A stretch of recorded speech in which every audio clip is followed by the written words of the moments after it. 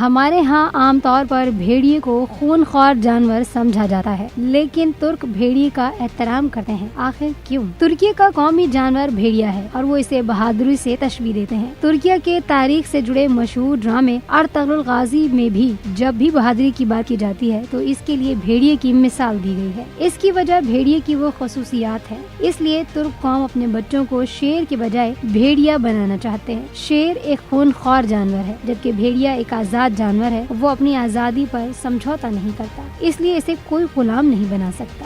اس کی ایک خاصیت اس کو دیگر جانوروں سے منفرد بناتی ہے اور وہ ہے والدین سے اس کا حسن سلوک۔ اس کی بہادری اور وفاداری اس کی خاصیت یہ بھی ہے کہ یہ مردہ جانور نہیں کھاتا۔ وہ اپنی ماں اور بہن کا احترام کرتا ہے، اپنی بیوی سے وفادار رہتا ہے۔ اگر ان میں سے ایک بھی مر جائے تو کئی دن تک وہاں جا کر دکھ کا اظہار کرتا ہے۔ بھیڑی اپنے اولاد کو بھی پہچانتے ہیں۔ جب ان کے والدین بوڑھے ہو جاتے ہیں تو یہ ان کا خیال رکھتے ہیں اور ان کے لیے شکار کر لاتے ہیں۔ وہ گھر میں کھانے پینے کا بندوبست کرتے ہیں، اس لیے ترک اپنے بچوں کو بھیڑیا بنانا چاہتے ہیں۔